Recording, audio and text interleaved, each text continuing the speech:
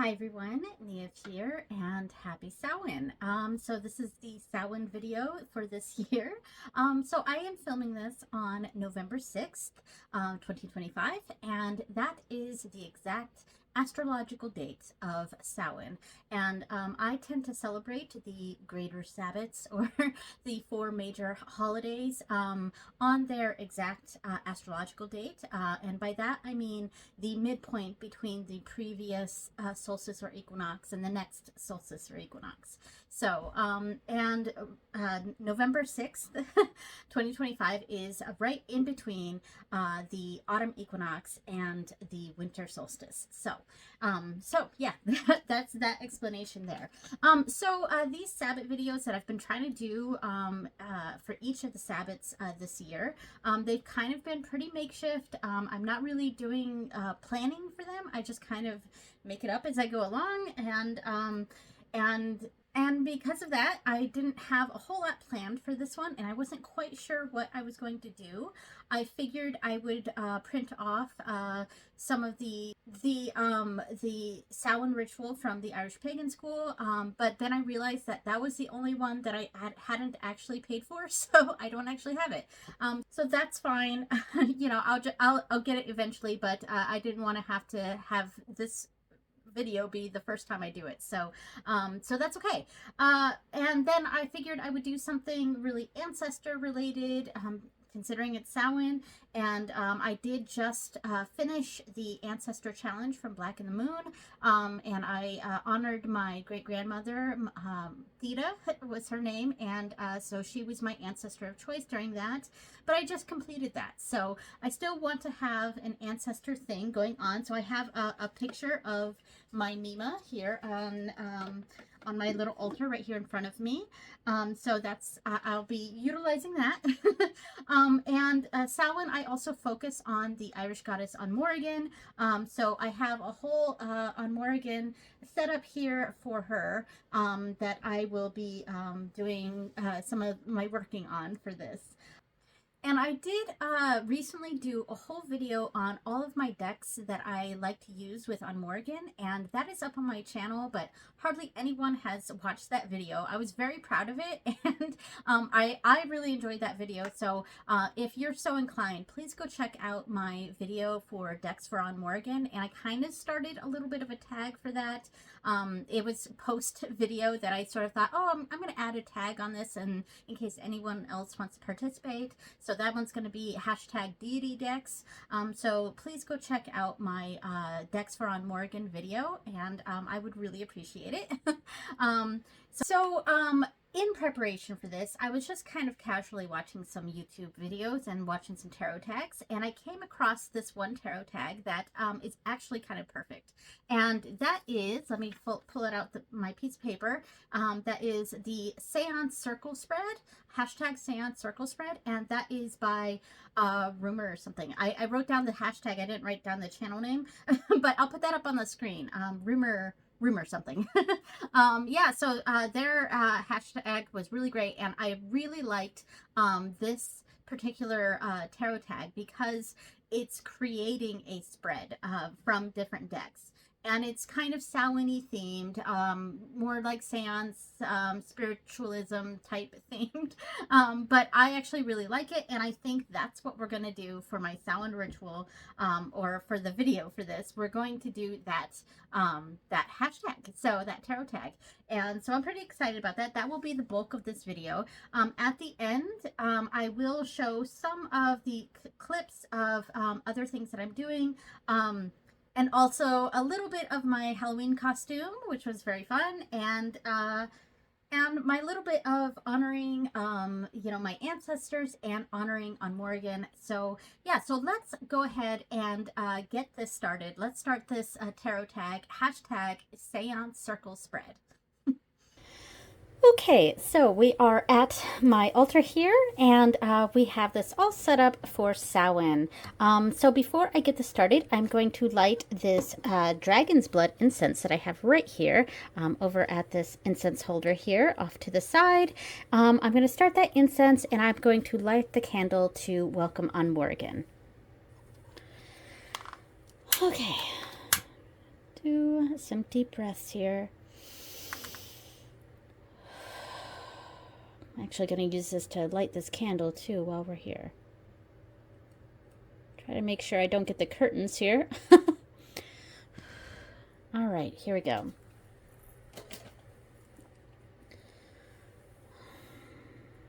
I'm just going to use this to clear this space. And welcome on Morgan on this Samhain day. All right. Okay, so we're going to get this started. So I have the paper here that has all the prompts for each of the decks. Yeah, all right, so let's pull out some decks. Okay, so we're starting off with the first prompt, which is the crystal ball. And this is the focus of this reading. And I think I'm going to read these as I pull them out. So the prompt for this one is a round deck, or whatever deck you want to use as a focal point. And I am going to use a round deck, and it is the only round deck that I own, and it is the Wild Unknown archetypes. So obviously this is going to be a popular one for this prompt. And it's honestly the only round deck that I have. And here is the bag that I made for it. I really love it. Giraffes are my favorite animals, so that was fun. We got some leaves in the background, some black leaves to go against the black fabric. All right, so I am going to shuffle this, and also this is also channeling on Morgan. So whatever card she wants me to pull out here for the focal point of this reading.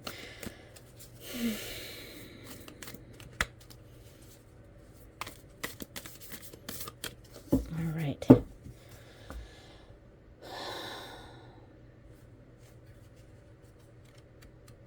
This card here. All right, so what do we have here? Ooh, El Bardo.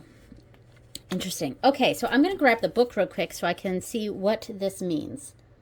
Okay, we have the book here, and this is card 50. So here we go. The Bardo. L for 50. All right, so I'm not going to read this whole thing, but so the liminal, the in-between, the transition. Ooh, that's great for Samhain here. Yeah, I really like that. Just making sure that that's not on every card, and that is specifically for this card. So what a perfect card to get for Samhain. Let's see some of the when light, spacious grace, forgiveness, truth, when dark, torment, dislocation, hallucination, transience. Go Deeper, the Tibetan Book of the Dead, Lament of the Dead by John Hillman and Sonu Shamdasani. There we go. When the veil between this life and the next is thinned, energy is stirred. This allows for remarkable healing and vision. The Bardo is not to be feared. Take advantage of its energy by recognizing what needs to be resolved. Trust that there is a message for you from beyond. Who is speaking? Go ahead and listen. Okay, that's so perfect. Oh my gosh, I love this.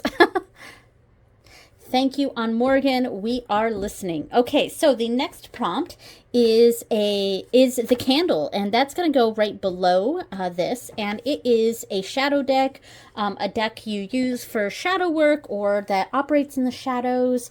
I am going to go with my tried and true, and that is going to be my Anna Kay.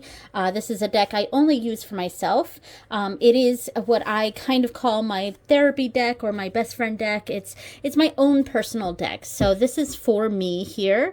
And of course, if it resonates with you, then great. This is the Anna Kay is my all-time favorite deck, and yeah, and the decks that I choose for this, if you've watched my channel at all, you've probably seen a million times, and I didn't base my deck choices off of oh, I haven't shown this deck yet, or I haven't shown that deck yet. I went with what made sense, especially since this is an actual reading that I'm doing for myself and potentially for the collective, if it makes sense for you. So you know, it's so I'm going with what makes sense, what decks make sense for this. So I didn't shy away from picking decks that I've shown a million times. So I hope you don't mind, but there we go. So this is a shadow work deck, and it is going underneath the Bardo, which is, the focus is liminal space. All right. We have the Knight of Rods. Nice. Okay. So I may have to zoom out a little bit so that everything sort of fits on screen. Okay, we have that really far out, but hopefully that's just fine. All right, so the Knight of Rods for me is very much an action card. It is putting your money where your mouth is. It's a moving forward. It is taking action. So that's how I'm interpreting this, as the Morgan wants me, or you, perhaps, to take action. And it's, you know, if you've been kind of wishy-washy or not really actively doing something, this is a take action. This is your sign to take action and go for it. All right, so now the personal item, and I think I'm going to put the personal item to the top. I don't think it matters exactly where we lay out these cards, but, you know, the crystal ball is in the center. The candle is below. I also have on Morgan's candle right there above. So for the personal item, this is a deck of objects, and it could be a Lenormand. It could be a deck of objects. I am, of course, going with my Mildred Payne's Secret Pocket Oracle. And I actually use this deck like it's a Lenormand. I usually use it in tableau style reading, but I will pull out a single card for this. All right, so and this is the personal item in our seance circle spread here. So the personal item going above the liminal space. All right. And I am going to pull out the frog. Oh my God. Okay, this is actually extremely appropriate for this. It may not seem appropriate, but this is extremely appropriate. So my Mima, the ancestor that I have on my altar here, my Mima is, her favorite animal was frogs. And for a long time, she got a lot of frog stuff. And every year for her birthday, we would get her something frog related. So frogs is very much, in my mind, associated with my Mima. So this is actually wonderful to get for this. And I'm going to put this right here. All right, so to me, this is an excellent sign. This is a sign that my Mima has joined me in this ritual with on Morgan, and yeah, I'm so happy to get the frog. You have no idea. And I actually got the frog a couple times during my ancestor challenge that I was doing from the autumn equinox to Samhain, and by Samhain I mean Halloween. That was the duration of that challenge, and I got the frog card a couple times, even though my ancestor work was with my Mima's mother, so my Nana. I actually got the frog card a couple times, so, and I do associate that with my Mima. Okay, so for the next one, I've moved this down a little bit because I think it makes more sense for the next one to be above this. So we're kind of going like this, and then we'll start moving on the sides. Okay, so for the next part of this reading, this is actually the invocation. So, of course, I'm going to go with a deity deck, and obviously a deck that I use with on Morgan. And I've actually decided to pull out two decks for this. So there will be a main card and a card on top. So the main card will be from my Crow, the Crow Tarot, and this is the primary deck that I use with on Morgan. I've specifically dedicated this deck to her. So here we go, Crow Tarot. Perfect. And of course, this is the bag that I made for it. And it's black, shiny on the inside. This inside fabric used to be pajamas that I had a long time ago, black silk pajamas. So that's on the inside. And here we go. Here is the deck that I use for on Morgan. So this is her deck in my collection. And as I said, I do have a video on my channel going over various decks that I use with on Morgan. So please go check that out. As I said in the intro of this video. Hardly anyone watched that video, but yeah, I was very proud of it, and I went over all of my Morgan altar stuff, and oh, I just dropped a bunch of cards, and various decks that I use with On Morgan. Let me go grab those cards. There we go, got them. I don't often do overhand shuffling. I like to riffle shuffle most of the time. So I actually mess up a lot when I try to overhand shuffle, or I mean when I try to overhand shuffle instead of riffling. So let me try to get under the camera. It's just I can't really riffle shuffle when I'm filming because the camera's like in my face. So I kind of have to move off to the side when I want to riffle shuffle. There we go. All right, and we'll do a few more overhands. And this will be from On Morgan, and I don't use reversals in my card, so if I pull a card that is reversed, I'll just turn it right side up. That is just how I do things. So this is very specifically an invocation card from On Morgan. All right. This card here. All right, we have the King of Wands. Excellent. It's nice to get some Wands energy going on here. Yeah, because we got the Knight of Rods right here. So a lot of people-y energy. And the Knight of Wands, or the King of Wands, actually feels very, in this particular spread, it feels a bit more like Ondagda coming through a little bit, the husband of On Morgan. So that's kind of my initial feeling going on right here. Sometimes I see the King of Cups as Ondagda too, but for some reason for this particular spread it does feel a little bit Ondagda right now, so pulling her husband in a little bit. I'm going to put that right here. You know, and I kind of also see it as a continuation of this Knight of Rods, as, you know, we have this passion and this energy and setting things in motion and an action sort of energy here. And then finding that culmination here of that energy. This is kind of what we're striving for, this evolution of passion. And so I like to see that here. All right, nice. Okay. And as I said, I am pulling out a second card to go on top of this to maybe give a little bit more context of this. And since this is the deity card, I wanted to also use the Morgan Oracle cards. So I am using 2 decks for this prompt. And this deck, I have an easier time riffle shuffling. Because it's nice and small, and it's kind of like the poker card size, not really poker. It's actually smaller than that. It's more bridge size, but it's got that playing card type of coating on it, so it makes it super easy to shuffle and riffle, or to riffle and bridge. So there we go. So a card from On Morgan to place on top of this King of Wands here, which is giving me some Dagda vibes for this particular spread here. All right, we will pull this card. Companions. Oh my gosh. I could not pick this more accurately.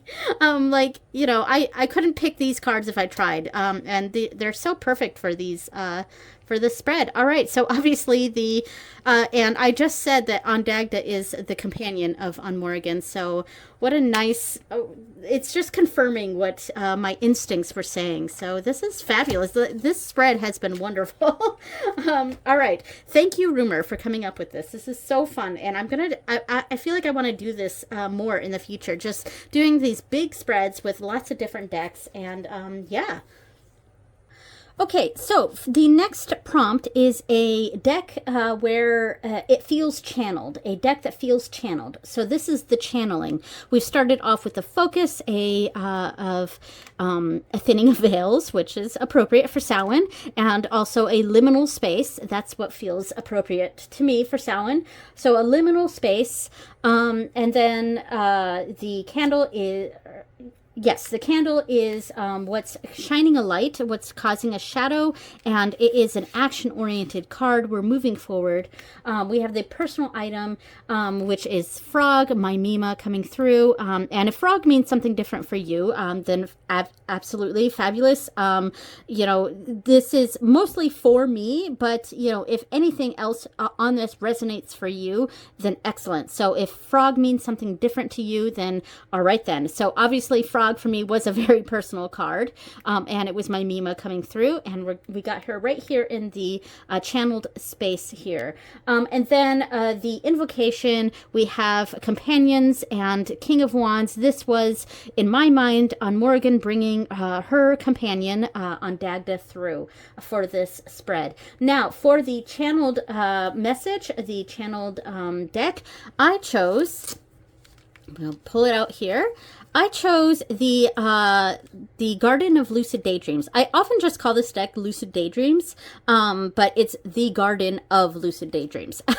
And this is another Patrick Valenza deck, as is the Mildred Payne. And I felt like this was a channeled deck because, one, the backs feel very seancey, if I do say so myself. And the cards themselves have no titles whatsoever. They have no title. There is a guidebook, but there's like a PDF guidebook, but when I tried to go to that, I think it was on a guidebook, or it was on a piece of paper or something. It was a 404 not found page, you know, so, which is fine because I am not even worried about what the guidebook says. This deck feels very channeled to me because there are no keywords. There's just numbers. There's just the numbers for the cards. So they're very, and they're very obscure images. To me, this feels channeled. And it's very much tied to the intuition, and however I decide what feels right for these cards is how I'm going to interpret it. And to me, that is the definition of a channeled sort of energy. So I am going to shuffle this real quick. We'll do some overhand here and pull a card. All right, a channeled message from Morrigan from the Garden of Lucid Daydreams. All right.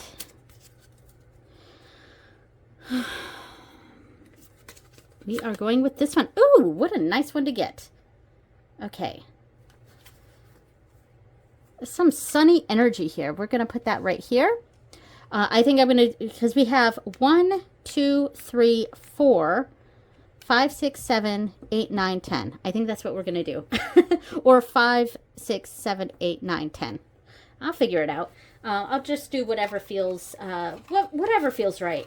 All right. So this, obviously, we have some sunny, positive energy. It is a sun coming out of the clouds. It's a rainbow coming through. So it is some light coming in from the shadows. We have that shadow work deck, putting things in action. If we've just been sitting around doing nothing, we've got to put that in action. We have this energy from Ondagda coming through.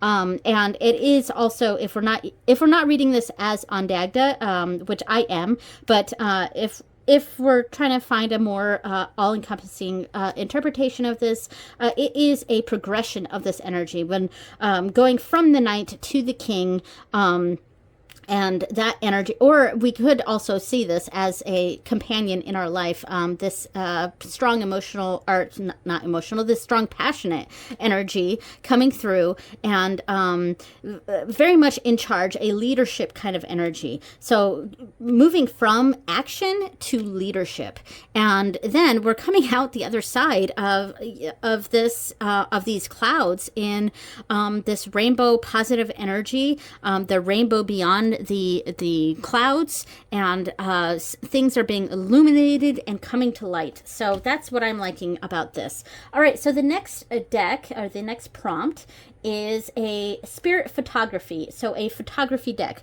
Now, I was going to pick the relative tarot because that makes sense, and especially also with Samhain being associated with ancestors and things like that. But I actually decided to go with a different deck, and that's because this particular deck I associate more with Morgan, and that is the Witch's Tarot. This is a booklet for it, so I'm going to put that to the side.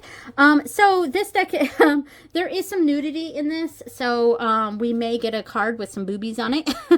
And if there are boobies or whatever on the card, I'll show it real quick, but I'll put it upside down because YouTube gets kind of mad about me about that kind of stuff. So even though I think that's kind of dumb, it's, you know, it's art, it's beautiful, and I like this deck. So we are going to go with this deck because I often use this deck with Morgan. Now, the photography on this deck, it doesn't seem to quite correlate with the cards necessarily. I mean, you can kind of, there are some cards in this deck that's like, okay, that seems like that works for that card, or I can find a meaning for that. But then there's others that honestly, it's just really evocative people, mostly women presenting. I think there's a couple that are maybe male presenting, but mostly female presenting people that are scantily clad, or but to me it's very artistically done, and it's just a vibe. This deck is a vibe for me. So that's why I like it. It's not so much the depictions of the cards themselves. It's kind of a vibe. So we are pulling this. This is a photography deck, and all of these are through Samhain, through Morgan, and some ancestor work. So let's see what card we have coming out through the other side of this rainbow. What's coming out on the other side of this rainbow? All right, what's coming out on the other side of this rainbow? Okay, the King of Cups. Okay, nice. That's funny. Because I was saying how the King of Cups is a little bit more on Dagda for me. But I felt like this one was very much on Dagda. And it's almost like it's a different sort of energy coming through. Like it's like a different side of a coin. So we have the King of Wands, which is that fiery, kind of passionate energy. That's this leadership kind of energy. And we're coming out the other side, the King of Cups. So it's kind of tapping into a different aspect of the self. That King of Cups is very emotionally mature, very much in charge of their emotions, not being too much of one thing versus too much of the other thing. The King of Cups, even though it's in the cup suit, it's kind of almost the coldest of the cups suits, are to me. The court cards, it's kind of the coldest of the court cards is what I was trying to say. And that's because the King of Cups is in charge of his or their emotions and is able to harness that emotional energy from the cup suit and take a more, not really stoic, but kind of measured. It's almost like a measuring cup. You know? The King of Cups is almost like a measuring cup. So it's a very measured approach to things. Yeah, so I'm going to put that here. We're coming out from this energy here, then up through here, coming around here with this measured approach moving forward. All right, I like that. So the next prompt is, so after the channeling, we have the yeah, we did the spirit photography. That was that one. I was reading this wrong. All right, so after the spirit photography is materialization. So a haunting deck, something that's haunting. And to me, if I'm thinking of a haunting deck, a spirit materialization deck, I'm going to pick the Ghosts and Spirits Tarot. Now, this deck, I actually, because it's a haunting deck, I feel like a lot of people might associate this with Samhain, but I actually often associate this deck more with the winter months. So as we're leaving Samhain, this is an energy that I feel is more appropriate. So we're talking about like right after Samhain, and it's this deck, it's all about different ghost tales and spirit tales from around the world, and it is a very beautiful deck, but it feels very winter to me. So it's actually a deck I tend to use more in December or late November. So I might pull this deck out as a transition deck between November and December for me.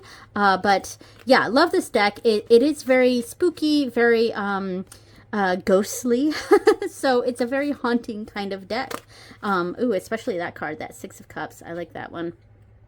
Hopefully that's focused. All right, so I'm going to shuffle these a little bit, and we will pick a card for this this energy coming into materialization. So something, this energy coming out through the other side of this cloud, and how it is materializing. So I'm going to do a few shuffling. So how we're seeing this energy in our material world. How this ghostly energy is materializing for us in front of us now. All right, so let's pick a card. Okay, we have the Queen of Swords. My God, look at all these court cards. Pretty much every single card that we have pulled for a tarot has been a court card. And I will be pulling out the little booklet. I just have a little white book for this one because I want to know what the ghost story is. So I'm going to pull out the story for this. But wow, look at all this people energy we're getting. Every single tarot card we have pulled has been a person card. It's been a court card. And to me, this is very relevant. Now, at this point, I'm probably going to, the last few tarot decks I pull, it's probably not even going to be a court card. Now that I've noticed a trend here, now it's probably going to be a totally different card. But, but like, wow, what interesting energy here. All of these have been court cards. That's very telling to me. So anyway, all right. So the Queen of Swords. Let's find what story this is. The Queen of Swords. All right. I think the courts must be at the beginning. Yes. Okay. So the Queen of Swords is a banshee. Oh my gosh. And that is of course from Irish mythology, Irish legend. That's very appropriate to get this for not only Samhain, but when I'm focusing on an Irish deity on Morrigan, getting the Banshee card is very interesting. So how is this energy manifesting? We have the Banshee here. So the Banshee, I am going to read this a little bit here. So Banshee is a spirit of Celtic lore. Well, Celtic is so all-encompassing there. I would say Irish lore, whose cries foreshadow death. She often warns family members of the sadness ahead with her penetrating wails. She would appear as either a beautiful maiden or an ugly old hag. The Banshee is one with the elements, and like the thunder that warns us of inclement weather ahead, the Banshee's cry is a harbinger of the changes to come. She is the messenger of truth and helps others prepare for the inevitable. So the divinatory meaning is a strong female influence may provide a needed wake-up call. She is an effective communicator who will deliver the truth. So this energy is manifesting as a wake-up call. So there is some sort of strong energy that's coming through, and obviously this is a reading for me, so it's something for me that will be a wake-up call, something that I'm not seeing. And we have the energies of my grandmother here, the frog, And you may interpret this differently because obviously this is going to be a very personal interpretation there. And also, while I am interpreting this as on Dagda, when I do personal readings for myself, usually not deity focused, but personal readings for myself, my husband's significator card is the King of Wands. So I'm also seeing that here, especially with the Companions card here. So a sort of a silver lining sort of energy coming through, and a more measured, more even approach to things, more emotionally even approach, more measured emotional approach, and culminating in a wake-up call of sorts. Okay, so something that's going to be like, oh, something that's going to jolt me and be like, that's what that is, and a sudden, snap of energy. So I like that. By the way, I love the bag that I made for this. This was one of my older bags because the Ghosts and Spirits Tarot is a very old deck for me. I got it around 2012, 2013, somewhere around there. And so this was one of my older bags that I made, but I love this design. It's really cool. And it kind of adds to that wintry feel that that this deck gives me. Even though it's spooky and ghostly and stuff, it's very winter to me. All right, so the next prompt, let me grab the piece of paper. So after the materialization, we have the poltergeist, so a trickster sort of energy. So something I'm not even reading it as a challenge, but it's going to be some sort of trickster energy, a false flag, or a red herring sort of energy. Now, I've also, I believe Rumor pulled out this deck for this prompt as well, but it made sense, and I'm also pulling out this deck, and I keep it currently in this wooden box, but eventually I'll make a bag for this, but through the years, I've just kind of kept it in this box, and that is my Fairies Oracle by Brian Froud. So I'm going to pull this energy out, and we'll see what card we get. So I am very much connecting this with the good people energy, the Dinama. So this is sort of a trickster energy that I am experiencing, or whoever this may be for, if any of this makes sense for you. Yeah, so that trickster energy. And I think the Fairies Oracle is a really good pick for this. All right, so shuffled it a couple times here. I am obviously going to have to pull out the book for this one. I'm going to do a few splits in this, and here we go. So we have the singer of the chalice. The singer of the chalice. Okay, card number 12. So let me go grab the book. All right, got the book here. Nice hardcover book. I've had this deck for ages and ages. Probably since, let's see, when did this deck come out? This deck came out 2000. Yeah, I probably got this deck not long after that. Yeah, I'm gonna throw out a random number and say I probably got this deck in about 2005 or so.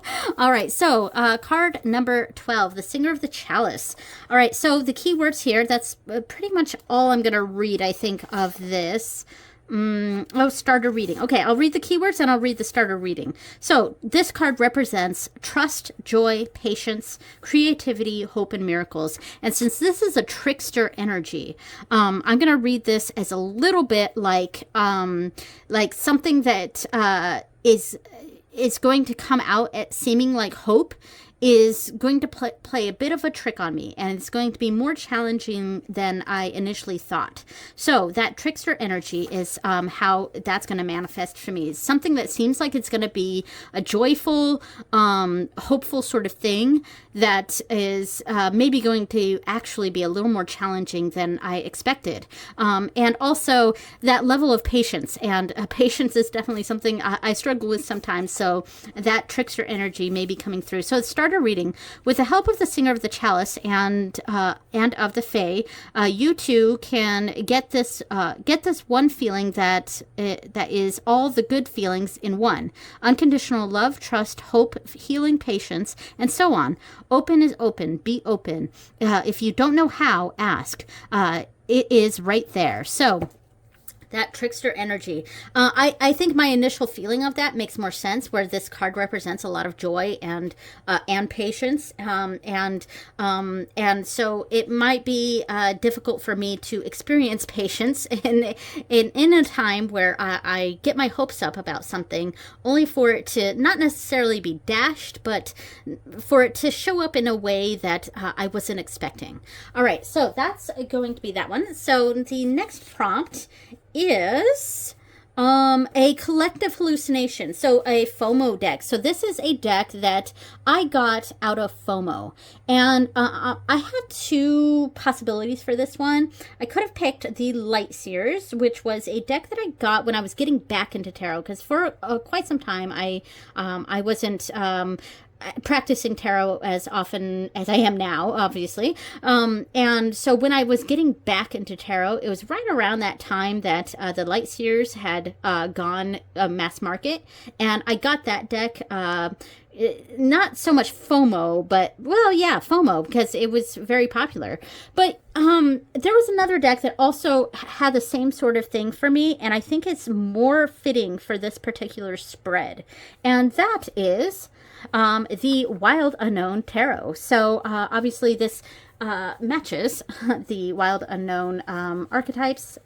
So for this whole series, I went with a sort of animal theme on my embroideries, and I used this fabric in all of them. Yeah, very cool. So the giraffe is on the archetypes, and I have the zebra on the tarot deck.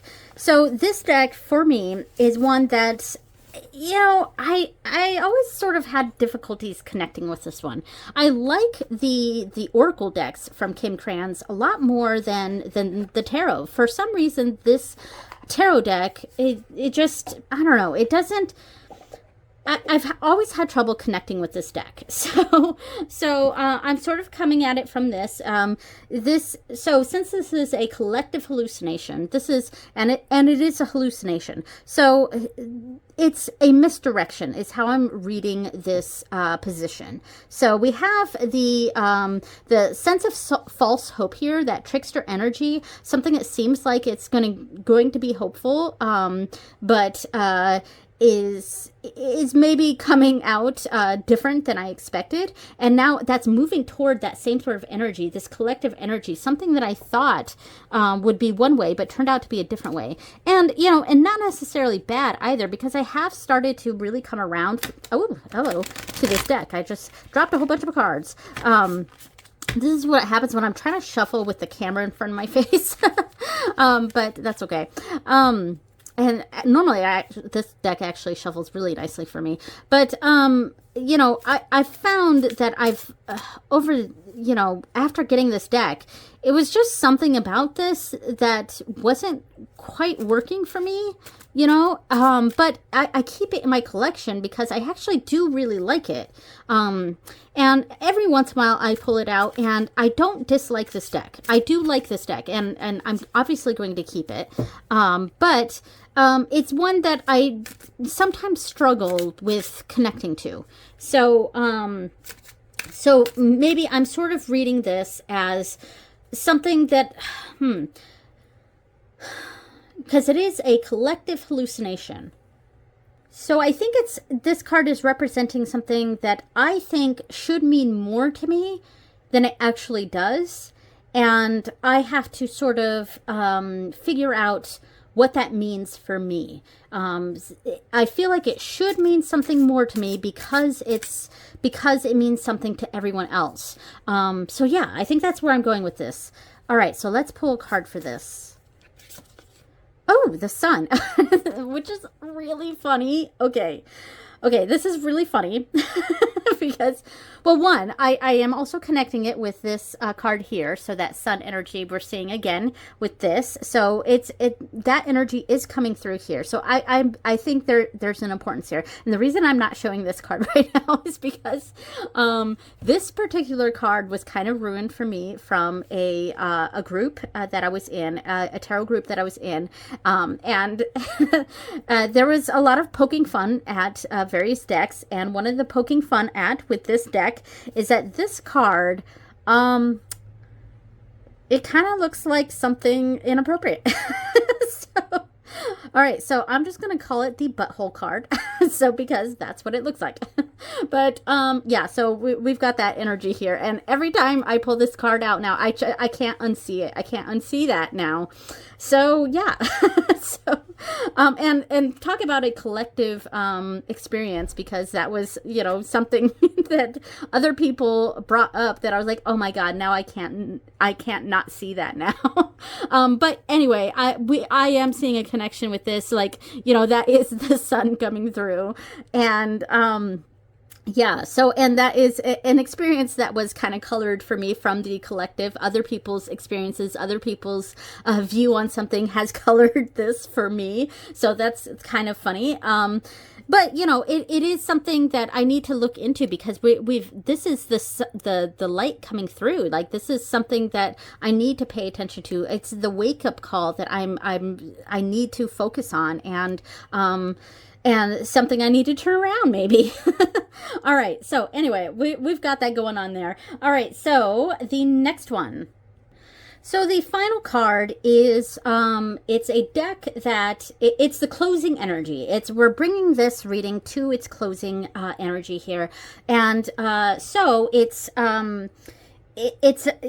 could be an uplifting deck, a hug deck, something that gives positive vibes. Now, I was going to pick my Barkana Tarot because that is my ultimate hug deck. However, I feel like the Barkana's energy does not fit with Samhain. It doesn't fit with this reading. It doesn't fit with this tag. I mean, yes, it is my ultimate hug deck, and it is an uplifting deck for me. I don't ever get any harsh, confronting vibes from that deck. It's only ever positive. But I want to go with a deck that feels more appropriate to this spread. So I decided to pick my Star Trek Tarot. So, yeah, and this is the deck by Telekiad. It is not the mass market, the Next Generation deck, but the deck from Telekiad. And I love this deck. Star Trek, as I've mentioned many times before, is it's my show. I am a big time Trekkie. I have been most of my life, and Star Trek is something that's very important to me. I have a lot of deep feelings about Star Trek and what that show and the various iterations of that show means to me. So and I also love to use this deck with On Morgan. It's one of the decks that I use a lot with On Morgan. It's that Star Trek energy that I feel like is ultimately very appropriate for this spread. So we're gonna close this out with Star Trek. So I'm gonna get under the camera a little bit so that I can shuffle this, because I don't want to fling cards everywhere like I've been doing. So. And it shuffles so nicely, too. Makes me so happy. All right, one more riffle shuffle, and then a little bit of overhand, and we'll pull a closing card for this spread, the seance spread. All right, a little bit of overhand shuffle. All right. Closing out this reading with On Morgan. Okay, we have an, oh my gosh.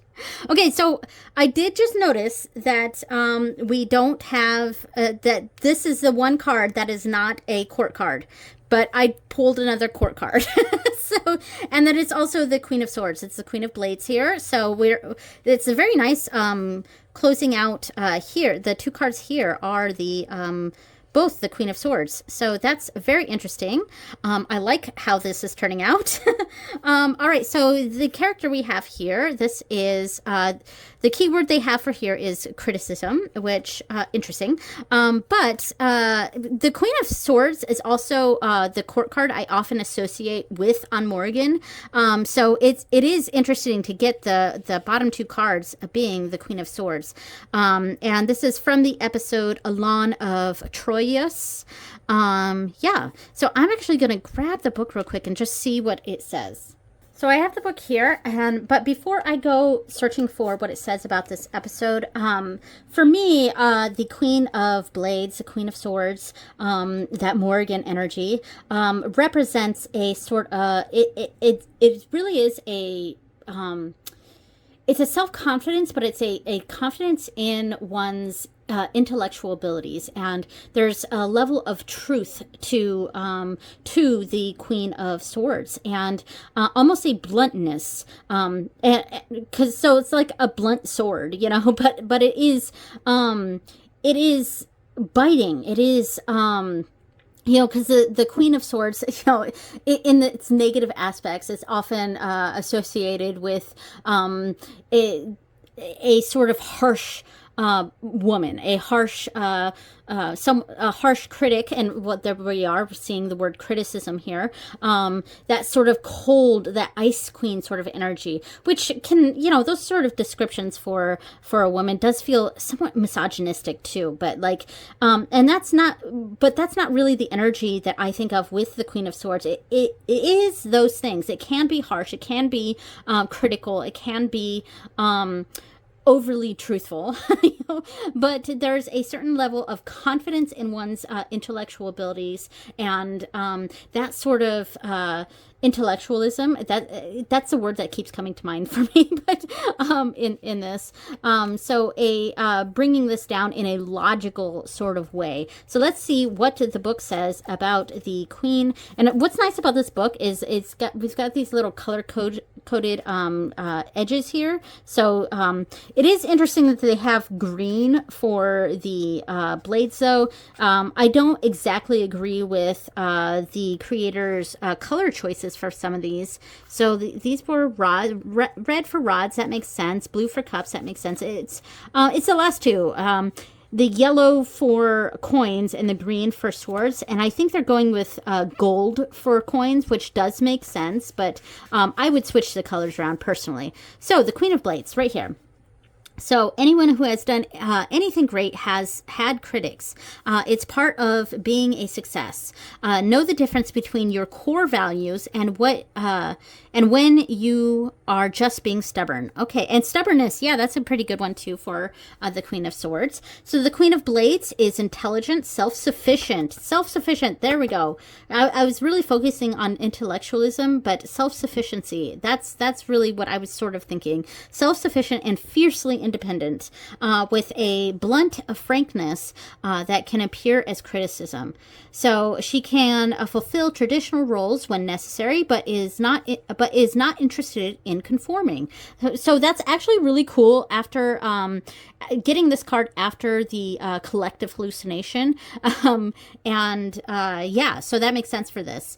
Driven to improve the world, her extremely high standards can make her difficult to please.